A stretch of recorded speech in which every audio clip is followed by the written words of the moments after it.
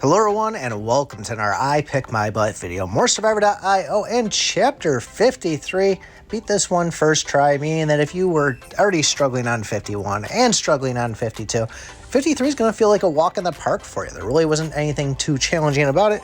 So we're going to kind of go over some of the highlights in it here, show you the gear that I use, the tech parts that I use, so you have a better idea of how to beat this. But really shouldn't be an issue with you, but in case you are struggling, this video is here for you.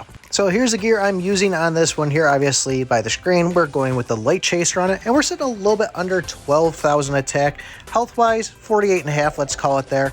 We are using Eternal Necklace, Eternal Vest, and Eternal Boots. As far as the waist and the gloves, we don't have the Eternals, so we're using the Army gloves, and we're using this stylish belt. And for the tech parts, you can see them right here. We're obviously going drone. That's always a solid one to go for. I'm going soccer ball and I'm going Molotov for the attacks. I actually switched out the Molotov for the drill because I have that at Epic, which gives me a huge chunk of attack on it. And then for the actual defense side of things, we are going rocket, we are going brick, and we are going guardian. Now guardian, main thing I kind of dealt around here, same with the other ones. I still prioritize the light chaser and getting drones, trying to get those evoed first. But just in case, I said, you know what? Guardian's been working for me so far, so I really tried to get that kind of sped up, get that to Evo, and then if I can, I'll go for the ammo thrusters just to get to spin a little faster. I'm not really too worried about the actual the range of it with the HE fuel, but that was my kind of game plan into this here. Now I do want to just take a little side note here and say that I finally got my last t-shirt from Loot Crate. If anybody never knows about Loot Crate, it's like a monthly t-shirt subscription. I was getting these t-shirts every month. They're pretty cool. You get like a Ninja Turtle one, you get like an Avatar one. They were supposed to deliver them every month. I was like a year behind on them. And I wrote the thing saying I want to cancel all my orders, I want to get my money back, and they just totally went silent after a couple of conversations back and forth.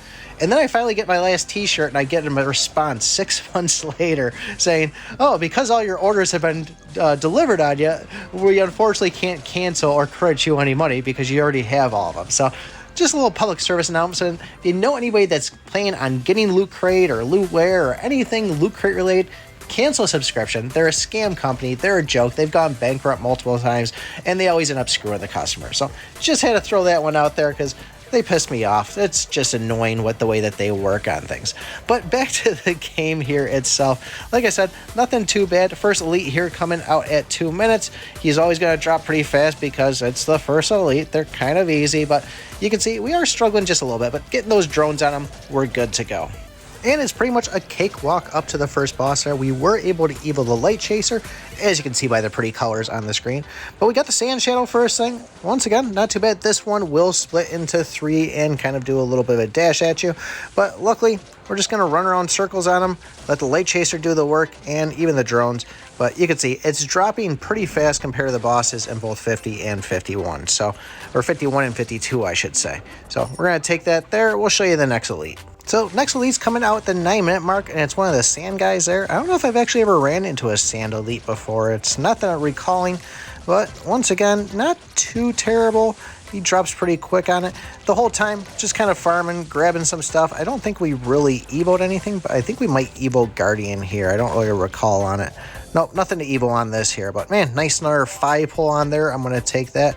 We'll go over the next boss now, kind of show you what he looks like and if there's anything crazy to beat him. And we did evo the Destroyer on the way there. The drones took that up one. But this is going to be the King Crab. This will probably be the tankiest one out of them all. Once again, not really anything to worry about. We just did the typical, I'm going to run circles around them. Every boss, I pick my butt veil. Just run circles around them. Keep your distance a little bit. Let the drone do the work. Blah, blah, blah, blah, blah. But you can see there, the biggest threat is going to be those blue orbs at it if you're going in with light chaser on them. I think we can pretty much block the projectiles on there. No, maybe they don't block on it. So I guess those little gray rocks could end up hurting you in the long run, but realistically, it was still pretty easy compared to the other 2 chapters. Even with all the mobs rushing in up to the point from, 11 minutes to 15 minutes, it really wasn't anything that was ever overwhelming. I never felt pressured where I had to get in and run out like chapter 46. So just know, you get the light chaser evolved, you get Guardian evolved, and you get Destroyer. You're pretty much well set on this one. Your next elite will be coming out 11 minutes, and it's going to be one of those weird looking snail with gems on the back. I don't know what to call them, but they are kind of tanky, so just be prepared on that. I think that one did take a good minute to drop, and as you're targeting on them, everything else is going to close in on you, so might be a good time to kind of just build an escape route if you need to, but surprisingly, I guess it did drop a little bit faster having Destroyer on it, so nothing to worry. Evoed up on the lightning emitter there, so that's a good plus right there. Let's see if there's any more elites in here.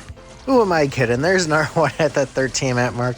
And it's another one of those weird-looking snail dudes with the gems or crystals on its back. I don't know. Anybody got a name for him? Pop him up. I guess we need to think of it. Let's name him Snaily Wally is what we're going to go. And from this point on, Snaily Wally coming after us. So make sure you get him down. Take that, and are we going to get another Snaily Wally here? Let's go and fast forward. If not, we'll see. Hit the boss. Nope, Snaily Wally was the last one there, but we are now going up against the Savage King, which was the first boss you're going to face in Chapter 51, which really nothing too terrible to worry about there. You just got to watch out for his old bone boomerang. I don't know what to say anymore. The tongue just stopped working, people. It's too tricky for me there. But as you can see, walking around, circles, drones, lightning emitter, and it's going to drop on them. So hopefully you guys fly through this one too like I did. It's a nice relief after Chapter 50 and 51, or 51 and 52. Can't get that right either. But let me know in your comments below what you think of this chapter. Don't forget to like, subscribe, join the Discord, and remember, I pick my butt.